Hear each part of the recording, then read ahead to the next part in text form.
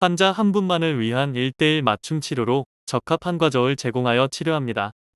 몸속부터 회복하는 건강한 한방 치료를 통해 증상 변화를 진단하고 몸 상태에 맞도록 처방하여 치료 효과를 높입니다. 반갑습니다. 옛날 한의원입니다. 오늘은 조울증 믿을 수 있는 의료진의 판단으로라는 주제로 한방 치료에 대해 알아보겠습니다. 어떤 정신질환이든 심지어는 신체의 병이라고 해도 빠른 발견과 조기 치료가 무엇보다 중요합니다.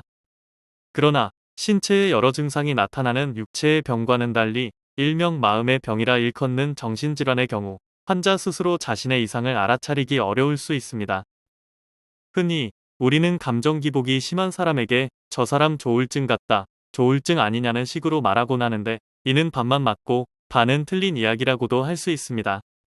일반적으로 조증에 대해서는 병이라는 인식이 상대적으로 부족합니다. 기분이 들뜨고 에너지가 넘치면 오히려 좋은 것이 아니냐며 병원을 가야 하는 상태인데도 병원 가기를 스스로 거부하기도 합니다. 환자의 주변인조차 우울증 상태에 대해서는 문제를 느끼더라도 환자가 조증 상태에 접어들었을 때는 환자의 병세가 호전되었다고 생각하게 되는 경향이 비교적 흔하게 나타납니다.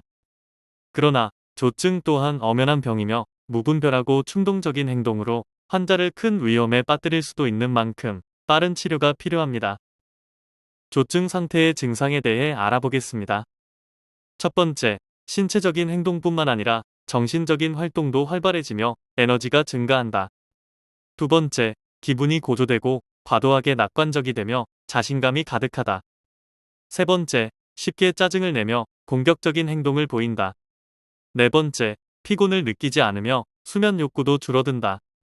다섯 번째, 과대사고에 빠져들고 자존감이 고양된다. 여섯 번째, 말이 빨라지며 생각이 빠르게 돌아가는 느낌이 든다. 일곱 번째, 충동적이 되며 판단력이 떨어지고 주변 일에 쉽게 주의가 끌린다. 여덟 번째, 음주운전, 과속, 정상적이지 않은 과도한 성관계 등 무책임한 행동을 한다. 아홉 번째, 증상이 심한 경우 환각을 경험하고 망상에 사로잡히게 된다. 우울증 상태의 증상에 대해 알아보겠습니다. 첫 번째, 슬픔이 지속되거나 이유 없이 눈물이 난다. 두 번째, 식욕이나 수면 습관에 큰 변화가 생긴다. 세 번째, 짜증 또는 화를 내거나 걱정, 불안 증상이 나타난다. 네 번째, 염세적이 되고 매사에 관심이 줄어든다. 다섯 번째, 기운이 없게 느껴진다. 여섯 번째, 죄책감이나 자신이 쓸모없다는 자책감에 빠진다. 일곱 번째, 집중력이 떨어지고 우유부단해진다. 여덟 번째, 이전에 즐기던 일이 재미없어지고 사회생활이 줄어든다. 아홉 번째, 이유 없이 여기저기가 아프다. 열 번째, 죽음이나 자살에 대한 생각을 반복적으로 한다. 조울증의 자가진단에 알아보겠습니다. 첫 번째, 일정 기간 기분이 갑자기 들떴다가 갑자기 우울해지는 감정 기복이 반복된다. 두 번째, 매사에 지나치게 긍정적이거나 갑작스럽게 부정적인 태도를 보인다. 세 번째, 자신감이 넘쳤다가 갑자기 자책감, 무력감을 느낀다. 네 번째, 수면 시간이 불규칙하여 잠을 적게 자는 날과 많이 자는 날이 반복된다. 다섯 번째, 대인관계에 일관성이 없고 이유 없이 사람이 좋아지거나 싫어진다. 여섯 번째, 대화에 집중하지 못하고 산만하거나 충동적인 언행을 반복한다.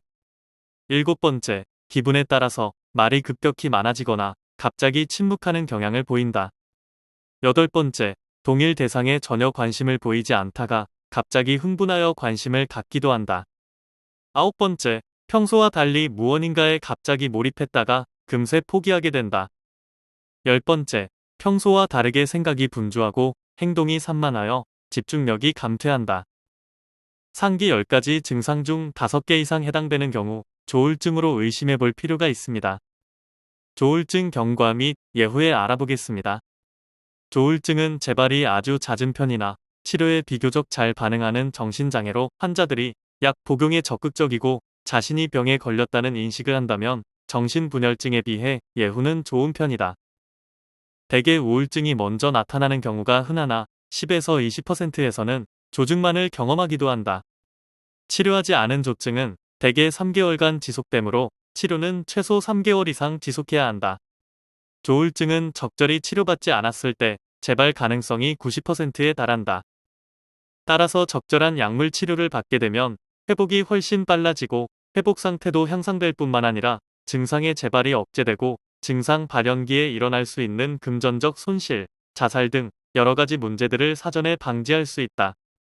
옛날 안 의원 조울증 치료는 개인별 발생 빈도와 현재 상태를 보고 정확한 진단과 생물학적 및 유전적, 환경적 및 사회적인 원인별을 파악하여 종합적인 판단을 합니다. 한방 정신과에서 다루는 조울증 치료는 극단에 치달은 양적인 증상과 음적인 증상의 균형을 잡아주는 것에 있습니다.